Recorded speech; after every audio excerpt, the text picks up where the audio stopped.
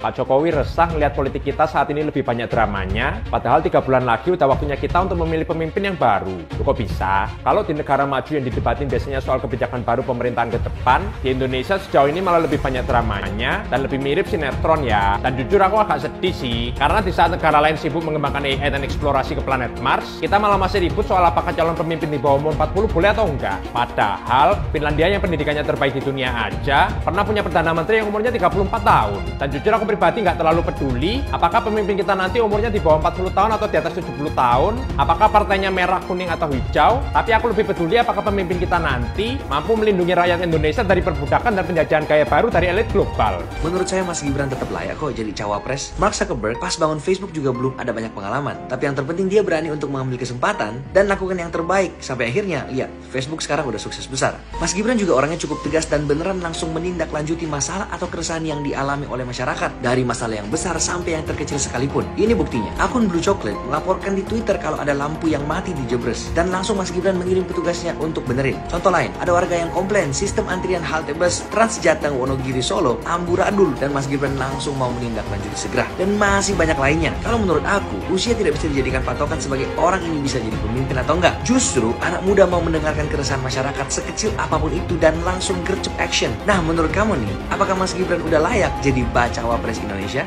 Bahwa sudah saatnya pemuda memimpin bangsa Indonesia. Prabowo Gibran! Saya ulangi sekali lagi semua, Prabowo Gibran! Cara reformasi dilokomotif juga oleh anak muda. Terus kenapa orang mempersoalkan kalau anak muda yang memimpin bangsa ini? Pemudalah yang akan menentukan siapa capres dan cawapres yang akan menang di pertarungan Pilpres 2024.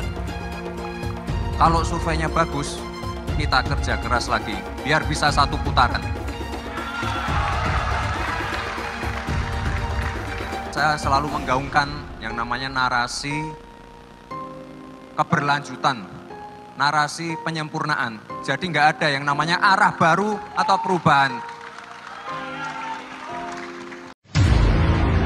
Hakim terlapor sebagai ketua Mahkamah Konstitusi terbukti tidak menjalankan fungsi kepemimpinan judicial leadership secara optimal. Saya tercenung memantau perkembangan akhir-akhir ini tentang kondisi politik setelah putusan MK. Saya mencoba diam sejenak. Saya merenungkan bangsa ini ke depan. Dari situ saya semakin gelisah dan terusik. Mengapa sebuah keputusan dari sebuah proses dengan pelanggaran etik berat dapat begitu saja lolos? Apa ada bentuk pertanggungjawabannya kepada rakyat secara hukum? Mengapa keputusan dengan masalah etik, di mana etik menjadi landasan dari hukum, masih dijadikan rujukan dalam kita bernegara? Saya berbicara sebagai bagian dari warga, sebagai bagian dari rakyat yang ikut gelisah melihat demokrasi dan keadilan yang sedang mau dihancurkan. Kita akan memastikan sejarah yang terang, memastikan demokrasi dan keadilan sampai selamanya. Diam bukan sebuah pilihan. Mimpi yang diimpikan sendirian hanya akan menjadi mimpi. Mimpi yang diimpikan bersama adalah kenyataan. Apa yang terjadi di Mahkamah Konstitusi akhir-akhir ini telah menyadarkan kita semua bahwa berbagai manipulasi hukum kembali terjadi. Itu semua akibat praktek kekuasaan yang telah mengabaikan kebenaran hakiki politik atas dasar nurani. Keputusan MK tersebut menjadi bukti bahwa kekuatan moral, politik kebenaran, dan politik akal sehat tetap berdiri kokoh meski menghadapi rekayasa hukum konstitusi. Rekayasa hukum tidak boleh terjadi lagi. Hukum harus menjadi alat yang menghadirkan kebenaran. Hukum harus menjadi alat mewujudkan keadilan. Hukum harus menjadi alat mengayomi seluruh bangsa dan negara Indonesia. Kita semua tentunya sangat-sangat prihatin dan menyayangkan mengapa hal tersebut sampai terjadi. Karena itulah, dalam situasi seperti ini, mari kita kawal pemilu 2024 dengan nurani dan sepenuh hati. Kita jadikan pemilu 2024 sebagai momentum untuk mendapatkan pemimpin terbaik yang benar-benar mewakili seluruh kehendak rakyat Indonesia, mengayomi agar Indonesia menjadi bangsa hebat, unggul, dan berdiri di atas kaki sendiri.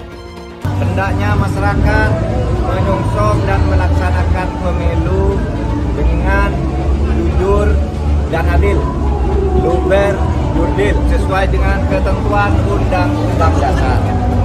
Itu hak konstitusional. Jangan pernah curang, karena kecurangan, kesewenang-wenangan, pemaksaan dan penipuan di dalam pemilu itu tidak akan pernah memberi berkah. Kalau Indonesia melahirkan pemimpin karena kecurangan di dalam pelaksanaan pemilu, maka Indonesia tidak akan pernah baik. Maka kepada siapapun yang ingin Indonesia ini baik, mari kita laksanakan pemilu ini untuk memberikan kesempatan kepada rakyat secara bebas menentukan pilihannya sendiri. Oleh sebab itu, siapapun yang melawan aspirasi rakyat, yang menekan-nekan rakyat dengan cara tidak fair, maka aspirasi masyarakat itu akan mencari jalannya sendiri untuk menuju kemenangannya. Ingat ini. Baliho Bapak dicopot, Pak. Pak, disenter, Pak. Disenter, Pak. Baliho Bapak dicopot sebelum kedatangan ini. Siapa yang nyapa? Satpol PP, Pak. Satpol PP. Coba nanti ditanyain ke Satpol PP kok dicopot kenapa? Gini Pak Presiden, kita supaya hiruk-pikuk ini berhenti, supaya people power yang saya khawatirkan nggak terjadi, mendingan Pak Presiden mundurin diri deh. Jadi enak gitu loh. Jadi kita juga nggak punya suuzon. Nah, bener nggak? Saya ini rakyat ya, kan jadi saya suuzon terus nih. Dia bantuin si Kaisang sampai kemana nih? Bantuin Gibran sampai kemana nih gitu kan? Jadi pertama, apakah Presiden ini cawe-cawenya sampai sekian jauh gitu loh? Saya nggak ngerti juga ya, karena walaupun itu hak beliau, tapi kenapa? Saya perlu tahu. Rakyat mesti tahu kenapa percepatan ini terjadi. Saran saya supaya tidak semakin kita terombang-ambing. Ya, ada dua tadi saya kasih pilihan ya, apakah ganti cawapres, katanya nggak mungkin, ya sudah, berarti yang paling mungkin adalah Presiden mengundurkan diri. Kalau dibilang nggak ada aturannya, ya karena memang juga nggak ada pernah Presiden ngajuin anaknya jadi cawapres saat dia menjabat kan. Nah, yang pasti kalau buat saya, dibandingkan misalnya Pak Gibran jadi maju gitu, Mas Gibran gitu ya, ya saya pilih Ganjar sama Mahfud lah, karena lebih teruji kan. Anda jadi wali kota baru 2 tahun, 3 tahun kan belum teruji juga. Ini urus negara loh, mau jadi presiden loh. Kalau Anda belum lengkap, belum pernah di legislatif, belum nasional ya maksudnya DPR, kan DPR belum ngerti nih pemerintahan seperti apa. Anda belum pernah di eksekutif yang tingkat provinsi, Anda nggak ngerti jadi presiden nanti. Ini bukan soal belajar coba-coba loh. Ini negara dipertaruhkan untuk 2045. Kita kan mau mencapai 100 tahun ini mau jadi apa? Kalau coba-coba, ini negara sebentar lagi 300 juta penduduk kita. Mana boleh kita kasih orang coba-coba. Saya tidak meremehkan anak muda ya. Anak muda bisa lebih kreatif gitu ya. Tapi bicara tata negara, harus mengerti konstitusi. Anda bukan hanya untuk berani untuk maju. Kalau cuma berani maju, banyak bisa kita pilih orang berani maju. Tapi yang lengkap dengan track record ini kan butuh waktu pembuktian. Pasti Pak Ganjar, Pak Mahfud yang lebih pengalaman. Saya tidak mau anak cucu saya harus nunggu sekian tahun lagi. Pengalaman Jakarta gitu kan, nunggu lagi mundur. Males sudah. Jadi kita nggak usah coba-coba deh. Udah jangan dengerin janji-janji manis orang. Buktikan aja selama ini bagaimana. Lebih setuju lagi apa yang disampaikan calon presiden Pak Ganjar Pranowo. Tadi saya bisik-bisik ke beliau, Pak, nanti habis dilantik, besoknya langsung masuk ke kedaulatan pangan. Nggak usah lama-lama. Perencanaannya disiapkan sekarang, begitu dilantik besok langsung masuk ke kerja kedaulatan pangan.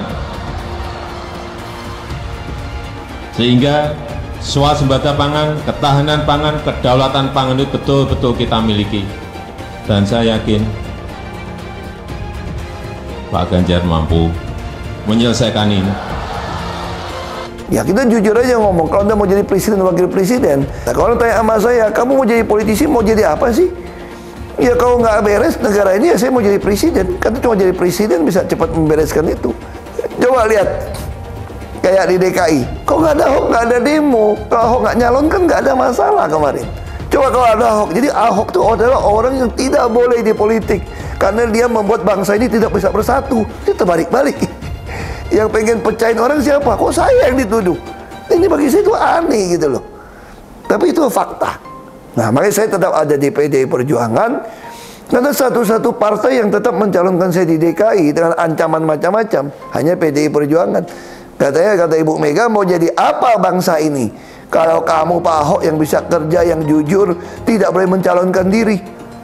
Masa orang yang nggak jujur, yang itu mau yang bisa dicalon, katanya mau jadi apa, bisa kerja apa? Makanya saya pribadi ya putuskan ya ikut Ibu Megawati, PDI Perjuangan. Saya cuma dia bisa berani terang-terangan. Kalau di DKI dulu saya sudah mundur, dianggap bikin kacau, bisa bikin demo. Ini sesuatu yang aneh menurut saya gitu loh. Ya, Ibu Mega nggak boleh mundur, harus maju. Mau jadi apa bangsa ini katanya? Kalau kamu ditekan untuk mundur, nah itu yang saya sampaikan. Bilang dihalang-halangi, Anies masih sering bikin acara di sana-sini. Bebas pula. Duh, nggak capek apa ngibulin rakyat mulu, Pak? Nah, yang gue pertanyakan nih, Anies itu kampanye di mana-mana sering naik pesawat jet. Nah, pesawat jet biaya sewanya dari mana, Pak? Atau itu pesawat jetnya siapa, Pak? Coba jujur deh. Karena setahu gue nih, itu punya bos Anda, Surya Paloh. Anies bicara soal pendidikan. Padahal waktu dia di Jakarta, dia sendiri nggak mampu buat memberikan bangku sekolah yang cukup waktu mimpin di Jakarta. Artinya, dia nggak mampu memberikan bukti kalau omongan dia itu bisa dilaksanakan. Anies bilang, setiap jabatan harus diisi sama orang-orang yang kompeten. Lah, faktanya di Jakarta, beberapa jabatan diisi sama orang-orang dekatnya dia. Nggak kompeten pula. Terus TGUPP, itu yang jumlahnya seabrek-abrek, fungsinya buat apa, Pak? Kok Jakarta makin berantakan sih? Sekali lagi, Anies nggak bisa membuktikan omongannya. Anies bilang dia akan membuka lapangan kerja. Yang dulu janjinya 200.000 lapangan kerja, ternyata cuma omong kosong, alias cuma janji palsu. Soal pembangunan yang berkelanjutan. Dia bilang di Jakarta dia udah meneruskan yang udah baik. Lu jangan percaya ya, itu ngibul. Faktanya nggak seperti itu loh. Belum lagi nih, program penanggulangan banjir. Jadi di daerah Jakarta itu ada daerah yang sebelumnya udah bebas banjir. Pas Anies mimpin, kok bisa-bisanya daerah itu banjir lagi? Gimana nggak banjir kalau kalinya udah nggak pernah dikeruk sama dibersihin, Pak? Kalau soal Jakarta, gue bisa bicara banyak deh. Jadi gue saksi bobroknya kepemimpinan Anies di Jakarta. Dan gue bisa pastiin, omongan manisnya Anies soal apa yang dia lakukan waktu mimpin Jakarta itu banyak ngibulnya. Milih Anies dan Imin setidaknya sudah menyelamatkan Indonesia dari kehancuran. Gus Dur saja dikudetanya, apalagi rakyat. Yang satu memang jago kata-kata, jago beretorika, nggak kelawan kalau soal kata-kata. Di sisi lain, kita sama-sama melihat yang sudah ditulis pakai tangan dia sendiri, pakai hati dia sendiri, lagi dia ingkari, apalagi hanya mengandalkan kata-kata dan janji. Pun demikian dengan janji Cak Ponimin. Gus Muhaimin memberikan program siapapun yang hamil yang ada di muka bumi Indonesia ini akan diberikan tunjangan selama hamil. Karena itu yang masih jomblo secepatnya nikah, hamil, dibiayai kehamilannya oleh Gus Muhaimin. Akan mendapatkan subsidi, akan mendapatkan tunjangan rata-rata 6 juta selama kehamilan. Gus Muhaimin dan PKB menang. Semua yang punya sepeda motor, BBM-nya kita subsidi gratis tanpa biaya. Siapa yang di sini punya sepeda motor? Tahun 2024 PKB menang Gus Muhaimin presiden, disubsidi serendah-rendahnya harga subsidi BBM. Kalau PKB sekarang bukan PKB Gus Dur, ini PKB Caimin. Jadi beda, PKB-nya sudah beda. Jadi nggak bisa lagi menurut saya, memang masih tetap jualan nama Gus Dur, itu ada larangannya jelas sekali.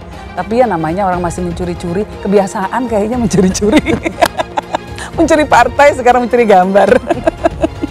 Gus Dur pendiri partai, orang yang dikatakan oleh Caimin sebagai guru politiknya, malah dikudeta, apalagi rakyat. Susah kan mau milih pemimpin seperti itu nanti? Pak Prabowo hari ini adalah calon presiden dari Partai Gerindra. Saya sampaikan berkali-kali bahwa saya tidak ingin menjegal, saya tidak mau menjadi orang yang dibawa untuk berhadapan dengan Pak Prabowo dan menghentikan Pak Prabowo. Saya tidak mau. Dan saya katakan itu kepada siapapun yang datang kepada saya untuk berbicara tentang calon presiden.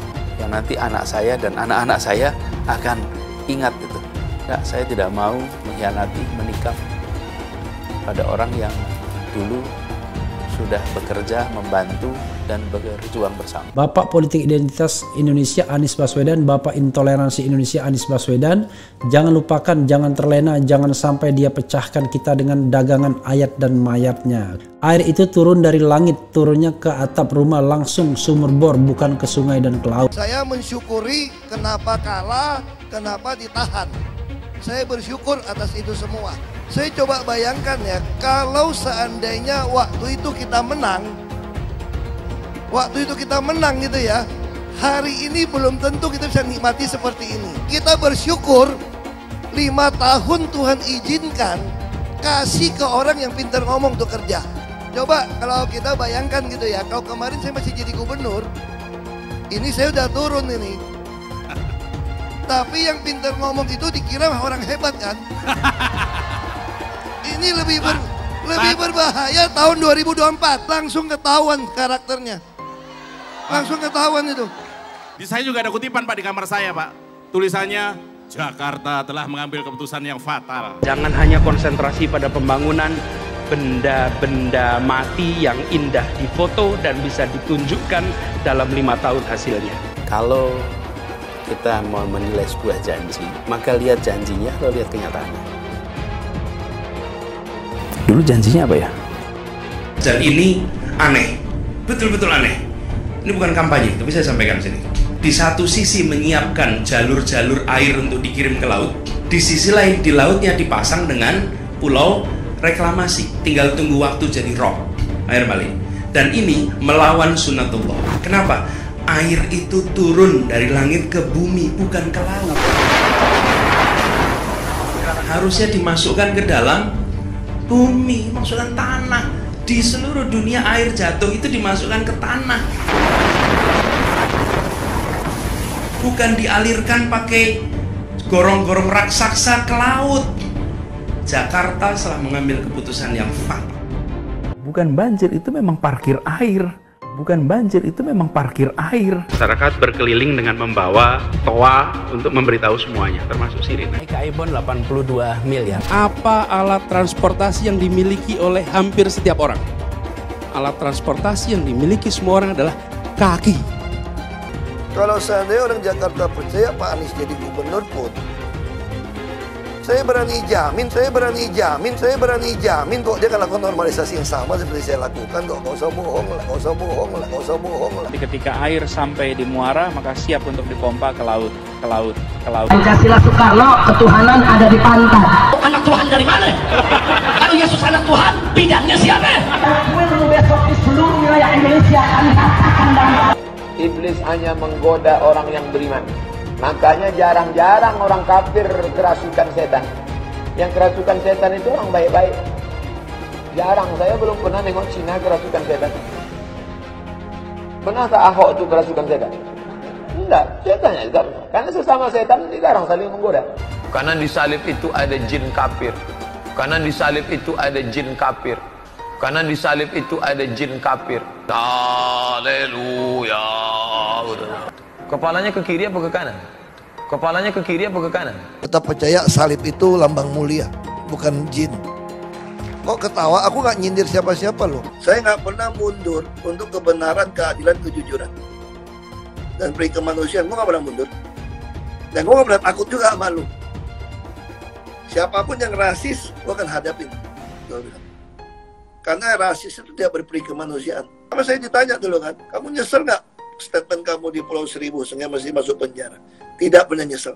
Karena saya mengatakan kebenaran. Anies merupakan antitesis daripada Pak Jokowi. Antitesis artinya bertolak belakang dengan Jokowi. Anies sudah menyatakan tidak akan melanjutkan semua program dari Pak Jokowi. Jadi semua pembangunan yang dilakukan oleh Pak Jokowi akan dihentikan oleh Anies jika Anies menjadi presiden. Lagi pula Anies didukung oleh khilafah dan pendukung Anies adalah ormas seperti FPI dan HTI. Apa kita mau FPI dan HTI kembali di Indonesia jika Anies memimpin? Anies juga dikenal sebagai bapak politik identitas yang menghalalkan segala cara untuk menggapai kekuasaannya, termasuk menggunakan politik identitas berbasis agama. Lihatlah di kasus Ahok waktu itu. Kita sudah bisa melihat hasil kerja Anies selama 5 tahun di Jakarta. Tidak ada satupun janji yang dipenuhi dan tidak ada kinerja yang bisa dibanggakan. Dari DP 0%, OKOC, kelebihan bayar, Formula E, banjir, sumber resapan, jalan rusak, dan gonta-ganti nama jalan. Lihatlah rekam jejak Anies selama 5 tahun. Bayangkan Indonesia ke depan jika dipimpin oleh Anies. Dan bayangkan jika Anies menang. HTI dan FPI, ormas khilafah yang dibubarkan itu akan dikembalikan oleh Anies. Apakah kita mau Pancasila diganti jadi khilafah? Perkataan Ahok sudah terbukti dan Jakarta sudah menjadi korban. Jangan biarkan Indonesia menjadi korban kibulan Anies Baswedan. Umat minoritas, terutama kaum Tionghoa, tidak akan memilih Anies Baswedan. Pada waktu itu muncul yang namanya Jokowi yang membuat saya tergerak pertama kali untuk memilih seseorang dengan harapan besar bahwa dia akan bisa memimpin Indonesia lebih maju ke depan.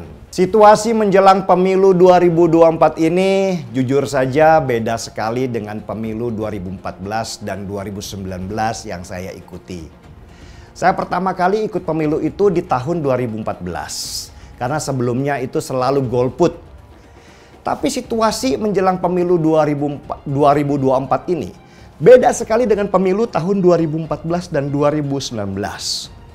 Karena pemilu sebelum tahun 2014 itu saya males melihat tokoh yang itu aja yang maju pilpres.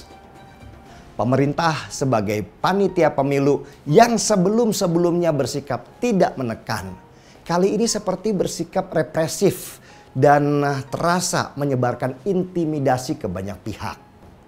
Pemilu 2024 ini sudah bukan lagi pesta demokrasi buat saya, tapi seperti ruang gelap yang penuh dengan tekanan. Pemilu sebelumnya, saya merasakan ikut pemilu dengan bebas dan merdeka.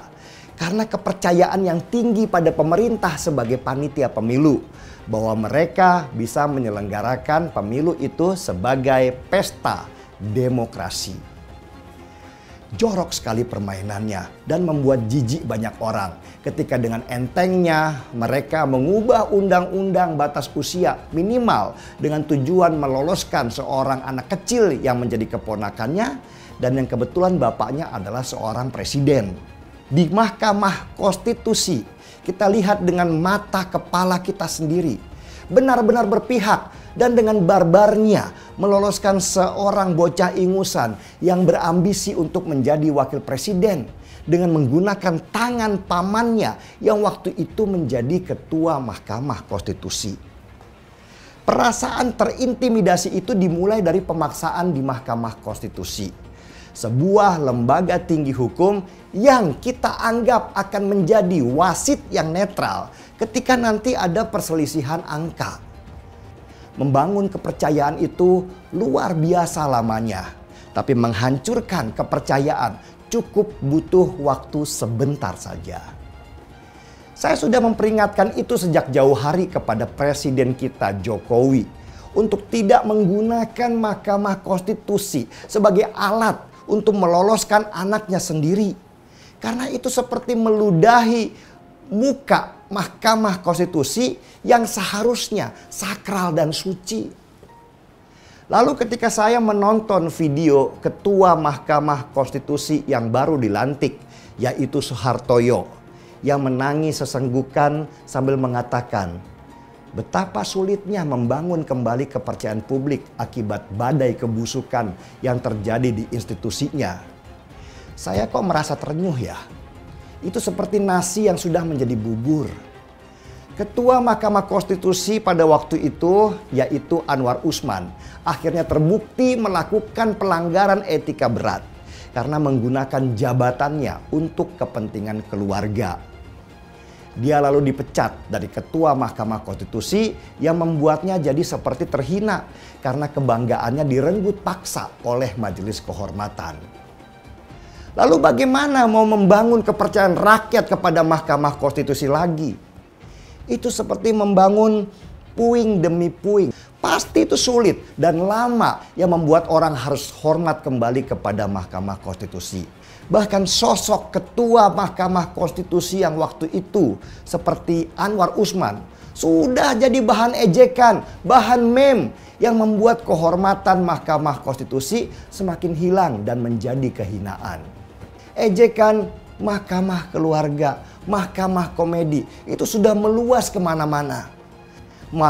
Marwah Mahkamah Konstitusi ambruk ke titik terbawah. Orang mengejeknya seakan-akan lembaga itu sudah bukan lagi lembaga terhormat, tapi sudah berubah menjadi lembaga yang hina. Inilah yang saya sebut tsunami demokrasi. Saya sebut tsunami karena dampak kerusakannya bisa jadi tidak main-main. Bisa muncul kerusuhan di mana-mana karena sudah tidak percaya lagi kepada alat negara. Potensi chaos itu bisa terjadi. Apalagi ketika selain pada Mahkamah Konstitusi, kepercayaan rakyat kepada KPU, Bawaslu, dan polisi juga TNI sudah hilang karena dianggap berpihak pada salah satu peserta. Dan bahaya terbesarnya ketika kepercayaan masyarakat kepada Mahkamah Konstitusi itu sudah tidak ada dan pemilu sekarang sudah sangat dekat. Ketika ada perselisihan antar peserta pemilu dan masyarakat sudah tidak percaya, bisa jadi para pendukung akan menjadikan jalanan sebagai mimbar dan ajang pertarungan. Ketakutan masyarakat ketika aparat mulai datang dengan segala macam alasan membuat masyarakat menjadi lebih baik diam daripada bersuara memilih pasangan lain. Saya harus jujur bilang bahwa kasak-kusuk di masyarakat kalau aparat negara sudah tidak netral itu sudah semakin kuat. Banyak yang merasakan aura intimidasi yang kuat dari alat negara yang dipakai untuk memenangkan satu pasangan. Mereka berbisik-bisik di warung kopi dengan rasa takut yang sama seperti di zaman Orde Baru. Di mana waktu itu ada pepatah, dinding bisa mendengar dan atap punya mata. Perasaan ketakutan yang kuat ini menjadikan beberapa elemen masyarakat melawan. Seperti keluarnya para tokoh bangsa di Rembang, statement koalisi masyarakat sipil, bahkan dari para pemimpin redaksi media-media mainstream. Masyarakat juga nggak bodoh karena sekarang ada media sosial yang membangun saluran komunikasi antara mereka. Meskipun aparat negara berbusa-busa mengatakan bahwa mereka netral, kepercayaan masyarakat sudah semakin runtuh. Persis seperti runtuhnya kepercayaan mereka kepada Mahkamah Konstitusi yang sudah terang-terangan mempertontonkan praktek busuk dalam meloloskan Gibran.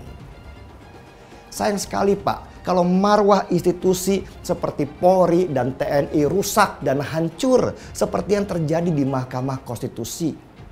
Dan saya yakin banyak sekali para purnawirawan, putra-putri TNI dan Polri, bahkan anggota TNI dan Polri yang masih aktif, yang terus berjuang supaya nama Polri dan nama TNI tetap harum seharum nama mantan Kapolri Hugeng Iman Santoso yang sampai sekarang terus harum namanya yang menyelamatkan nama instansi Polri. Peristiwa penurunan baliho dengan paksa di Bali kedatangan aparat ke kantor-kantor relawan dan partai yang bukan pendukung anaknya presiden. Itu membuktikan bahwa sudah terjadi intimidasi oleh alat negara kepada masyarakat. Dan ini menjadikan pemilu 2024 kali ini lebih tegang dari pemilu sebelumnya karena indikasi adanya campur tangan alat negara yang berpihak. Bapak-bapak polisi yang terhormat dan yang saya cintai, bapak-bapak TNI yang juga kami hormati dan cintai, bapak-bapak di KPU dan Bawaslu, cukuplah hanya Mahkamah Konstitusi yang hancur wibawanya saat ini. Jangan lagi satu saat ada kepala baru, ada panglima baru yang menangis ketika dilantik seperti nangisnya Ketua Mahkamah Konstitusi Soehartoyo yang hancur hatinya karena kehormatan lembaganya hilang dan dia menjadi terhina karena elit-elitnya yang tidak mampu menjaga kehormatan lembaganya sendiri. Ingat Pak, jabatan itu adalah amanat, bukan peluang untuk memperkaya diri. Saya hanya ingin mengingatkan kepada seluruh aparat negara dan alat negara seperti TNI dan Polri. Kepada bapak-bapak yang ada di TNI dan Polri, institusi bapak-bapak ini seharusnya adalah institusi yang sakral dan suci, seperti juga institusi hukum lainnya seperti Mahkamah Konstitusi. Janganlah marwah institusi yang suci dan sakral ini dikorbankan demi kekuasaan sesaat. Karena itu seperti berkhianat terhadap amanat yang diberikan. Marwahnya institusi itu harus dijaga, dipelihara, bahkan dikembangkan untuk mendapatkan kepercayaan tinggi di masyarakat. Dulu Anies bisa menang karena menggunakan agama dan etnis. Isu agama, ras, dan antar golongan dinikmati oleh relawan Anies. Saat itu Anies didukung oleh FPI, HTI, dan pengasong khilafah lainnya. Pada akhirnya Ahok harus kalah, namun kekalahan dia adalah kekalahan yang membuka mata rakyat Indonesia bahwa masih ada orang-orang yang menang dengan cara menggunakan politisasi agama atau politik identitas berbasis agama. Ternyata banyak sekali orang yang dengan mudah terhasut lewat jalan-jalan seperti itu. Relawan Anies terutama dari FPI, HTI, PA212 seperti Bahar Smith dan Rizik Syihab selalu menghujat Cina, etnis Cina. Tapi saat ini negara Cina sudah menjadi nomor 1 di dunia. Saya bangga sebagai Cina. Etnis Tionghoa dicap sebagai pemberontak, sedangkan etnis Arab dianggap sebagai Tuhan atau tuan dari pribumi. Etnis Arab dipuja-puja dan dianggap sebagai dewa. Lihat saja Rizik Syihab dan Bahar Smith dipuja-puja, padahal mereka mengujar kebencian. Pengasong khilafah seperti Rizik Syihab, Bahar Smith, dan teman-teman, mereka hanya buat gaduh di Indonesia. Sedangkan negara yang mereka sanjung-sanjung itu, Arab Yaman, masih belum maju dan masih terbelakang. Saya percaya Indonesia dengan mayoritas pribumi juga akan menjadi negara maju. Seharusnya Arab Yaman belajar dari negeri Cina. Seperti kata kitab suci, belajarlah sampai ke negeri Cina. Anies dan juga pendukung Anies seperti Rizik Syihab, Bahar Smith, dan kelompok-kelompok HTI dan FPI harus belajar ke negeri Cina supaya tidak lagi melakukan kelebihan bayar. Yang jelas saya memilih pribumi, bukan yang dari Yaman. Ganjar jelas pribumi, nasionalis, dan pasti akan melanjutkan visi dan misi dari Pak Jokowi. Suara Ahok merepresentasi warga minoritas, dan etnis Tionghoa mendukung Ganjar Pranowo. Ahok pasti akan mendukung Ganjar, karena Ahok anti radikalisme. Ahok yang jelas tidak akan mendukung Anies Baswedan, karena Anies Baswedan didukung oleh kelompok khilafah, HTI, dan FPI, ormas terlarang itu. Anies merupakan antitesis daripada Pak Jokowi, dan diragukan kenasionalisannya, apalagi pribumiannya. Antitesis artinya bertolak belakang dengan Jokowi. Anies sudah menyatakan tidak akan melanjutkan semua program dari Pak Jokowi. Jadi semua pembangunan yang dilakukan oleh Pak Jokowi akan dihentikan oleh Anies jika Anies menjadi presiden. Lagi pula Anies didukung oleh khilafah, dan pendukung Anies adalah ormas seperti FPI dan HTI. Apa kita mau FPI dan HTI kembali di Indonesia jika Anies memimpin? Anies juga dikenal sebagai bapak politik identitas yang menghalalkan segala cara untuk menggapai kekuasaannya, termasuk menggunakan politik identitas berbasis agama. Lihatlah di kasus Ahok waktu itu. Kita sudah bisa melihat hasil kerja Anies selama 5 tahun di Jakarta. Tidak ada satupun janji yang dipenuhi dan tidak ada kinerja yang bisa dibanggakan. Dari DP 0%, OKOC, kelebihan bayar, Formula E, banjir, sumber resapan, jalan rusak, dan gonta-ganti nama jalan. Lihatlah rekam jejak Anies selama 5 tahun. Bayangkan Indonesia ke depan jika dipimpin oleh Anies. Dan bayangkan jika Anies menang. HTI dan FPI, ormas khilafah yang dibubarkan itu, akan dikembalikan oleh Anies. Apakah kita mau Pancasila diganti menjadi khilafah? Bagian Indonesia Timur yang mayoritas non-muslim seperti Bali tidak akan setuju dengan khilafah atau sistem khilafah. Mungkin Indonesia akan bubar jika Anies menjadi presiden. Perkataan Ahok sudah terbukti dan Jakarta sudah menjadi korban. Jangan biarkan Indonesia menjadi korban kibulan Anies Baswedan. Umat minoritas, terutama kaum Tionghoa, tidak akan memilih Anies Baswedan. Saya yakin karma Ahok mengejar Anies Baswedan. Dulu Anies memainkan politik identitas kepada Ahok. Sekarang Anies dipertanyakan kepribumiannya karena dia teriaman. Itu saja opini saya hari ini. Tuliskan opini kalian tentang Anies Baswedan. Jika kalian setuju dengan pendapat saya di video ini, pastikan kalian menekan like di video ini dan bagikan video ini ke teman dan family Anda supaya mereka semua mengetahui tentang informasi ini.